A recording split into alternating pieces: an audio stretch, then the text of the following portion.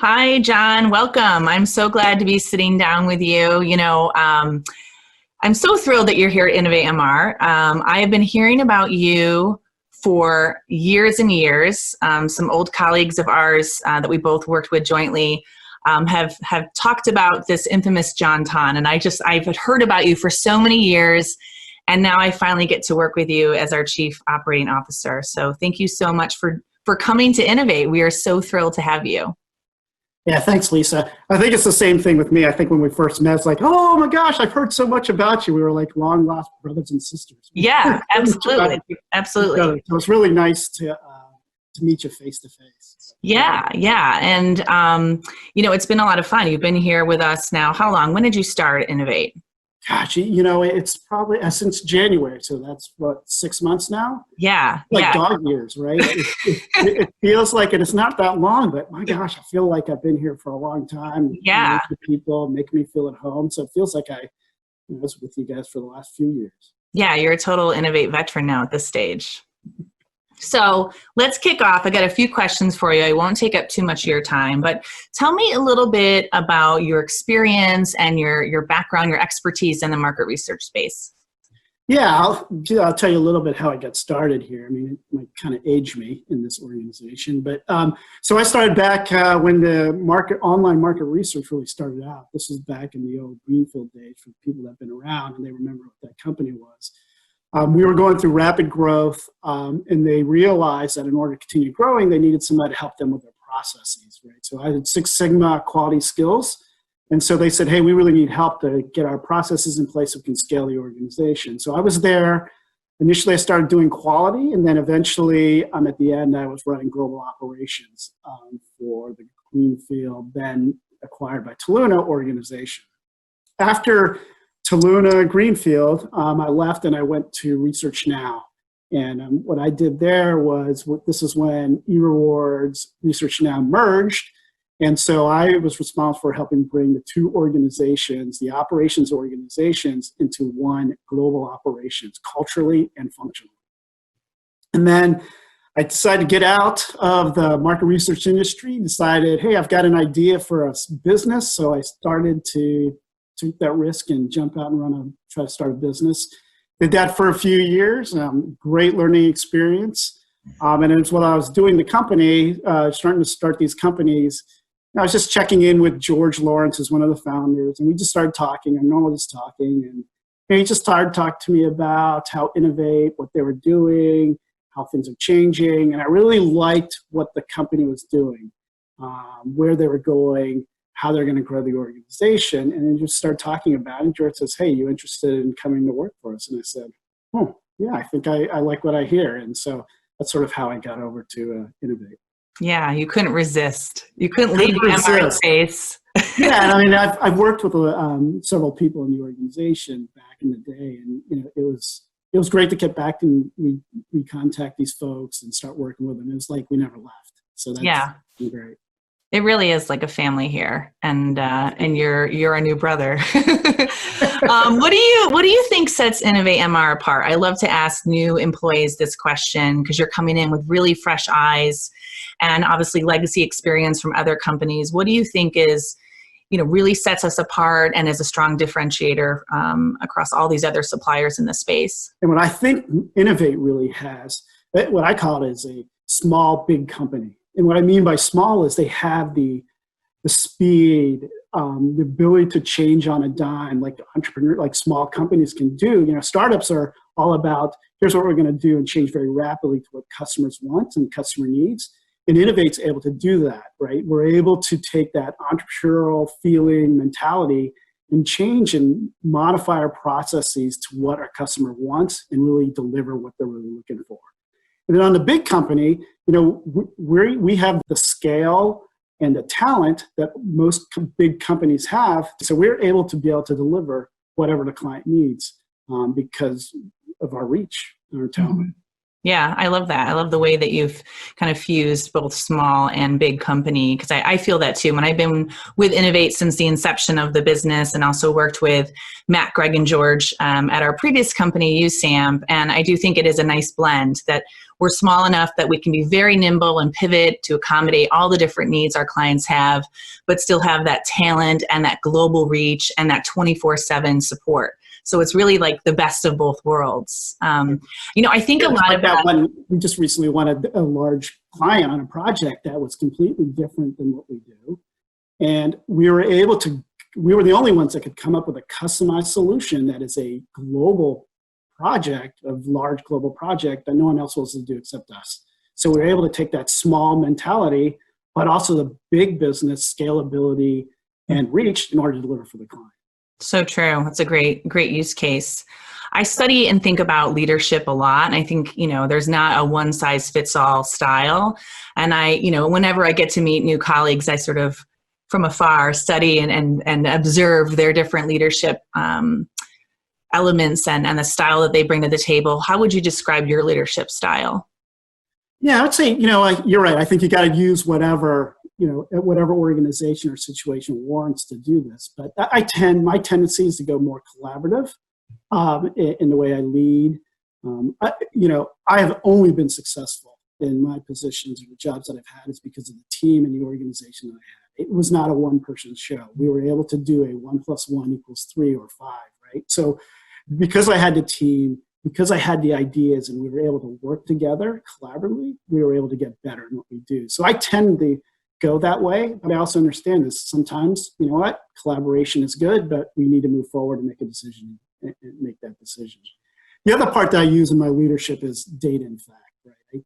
I think it's absolutely important. Well, we live in the market research, right? So what is market research? Using data, using fact on what's happening. Well, that's what I use to run a company or my organization is get some data. What are the key process metrics that's telling us that we're doing good, we're doing bad?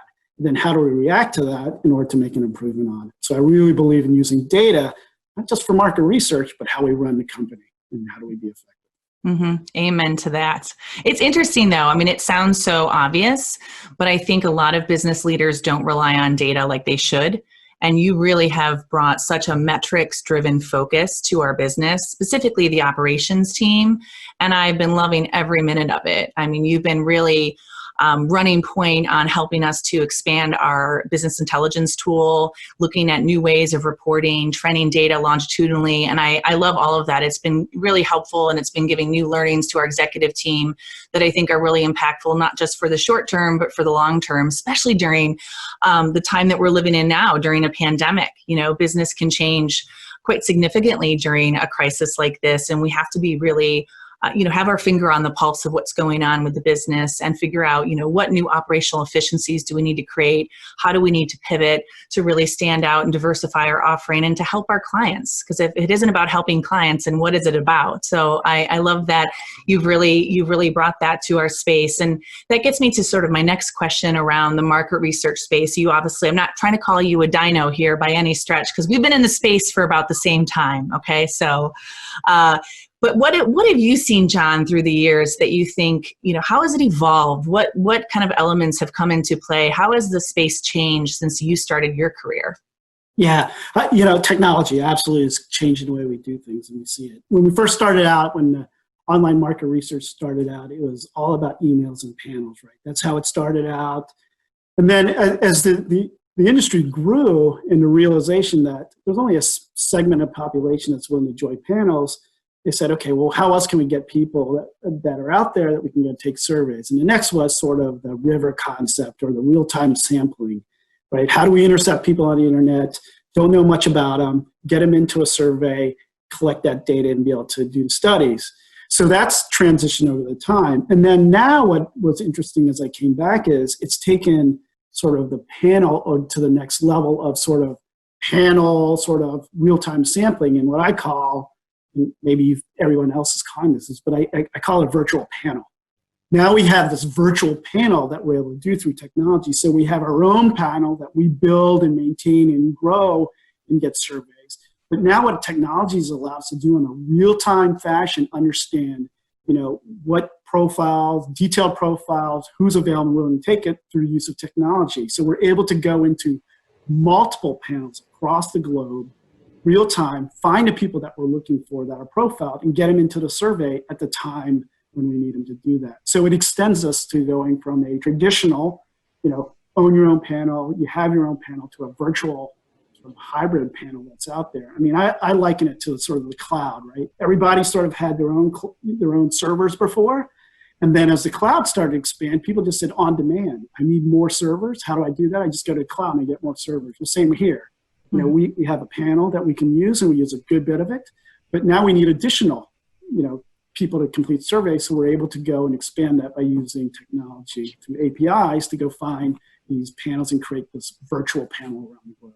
Yeah, I think it really points at, first of all, I love the analogy of the cloud. I think that's a great parallel analogy to use when you're talking about programmatic sampling. And let's be honest, panel is great. And I think we are differentiated in this space in that we do have a very large, robust panel, but we can't be everything to everyone, right? And there are instances where clients come to us, maybe it's a particular market where we don't have enough panel because we don't have enough utilization in that region to justify the need to build and recruit and maintain a panel.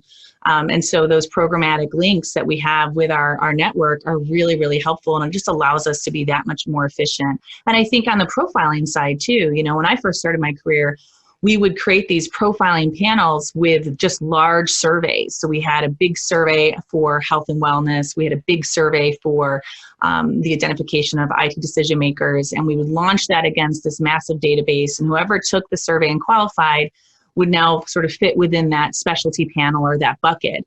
And the problem with that strategy is that data has a shelf life, right? Sample has a shelf life. And some of those variables are quite temporal in nature. And so what would happen is people wouldn't requalify because the data would get old. And so this dynamic profiling system that we have within our panel is great because we can actually set expiration points to more temporal questions versus ones that are much more stable and unlikely to change over time. So it just allows us to be a lot more efficient, really maximize our requalification rates on our panel and deliver. And that's ultimately what's so important for our clients because so many of them are looking for, really low incidence niche populations.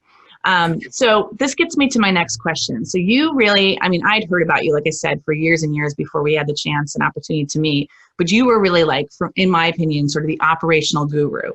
And you were constantly being quoted and people were like, oh, well, John does it this way, so we should do it this way. I'm like, I'm not kidding. Like you're sort of like a celebrity status for me. So, you talked about having this metrics-driven approach. You talked about being a really collaborative leader. What other tactics do you employ from an operational standpoint to really support clients? What do you think is super key for you and your staff as you deliver against the work that our sales team, sells to our clients? Yeah, and I picked this up sort of back in my GE days, and this is the Jack Welch time when I was there. And what they really used to say is understand what your customers are or what they're really looking for, and do it from outside in. Right? Typically, most companies are, well, we know what the customer wants. Let's do it this way.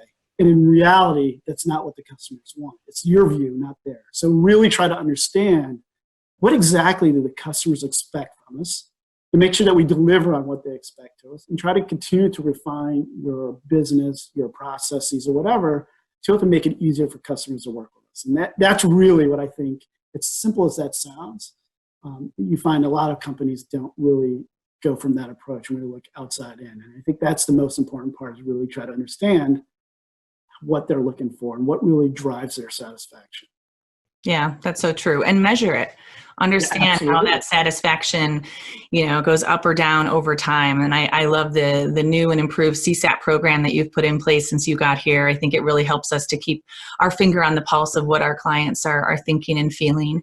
And so I certainly appreciate that approach. So I have one last question, and I'm going to let you go for the day so you can get back to solving all the world's major problems. And I love this question. And it's a bit of a weird one, but I think back to kind of my younger years, and I wish that I could give myself some really specific advice. So what advice would you give to the younger version of John? What would you say if you had the opportunity to chat with him? I don't know if we have enough time for this, but there's a lot of things I would tell my younger self. But I think probably as you get up into the higher levels of the organization, I think what I learned most there was just because you think you're right doesn't mean that you're right, right? So I'd run into that several times where, I just knew based on the facts, some of the data, yep, this is the way it should be, and this is the way we should go.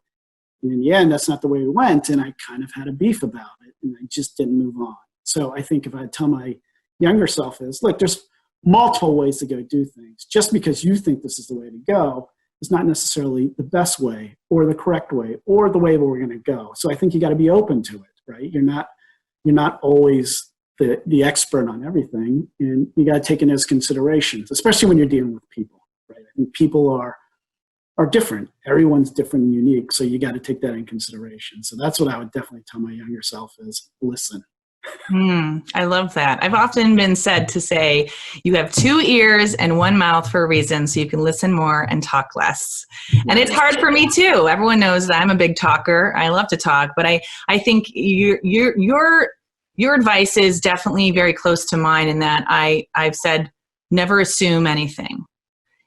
Like never make assumptions can be so dangerous in business, in interpersonal relationships that you form either in and out of the office. And so, really listen to your coworkers, to your clients, to your spouse, and really try to have empathy and understanding from where they're coming from, and never make assumptions. And I've always said, let data help inform those decisions, because there's been so many times where I thought something was the case, right? Whether it's, something to do with panel or business or whatever. And then I look at the data and I realize my gut instinct was way off. So I think it's too bad that we can't, reach into our history and get to young Lisa and young John, but at least we are where we are, now, and can make those decisions based on all of our years of experience. So John, thank you so much for taking time to sit down with me. I can't wait to see this up on LinkedIn.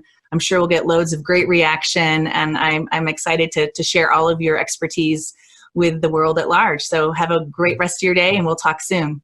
Thanks, Lisa. Great catching up. See ya. Bye.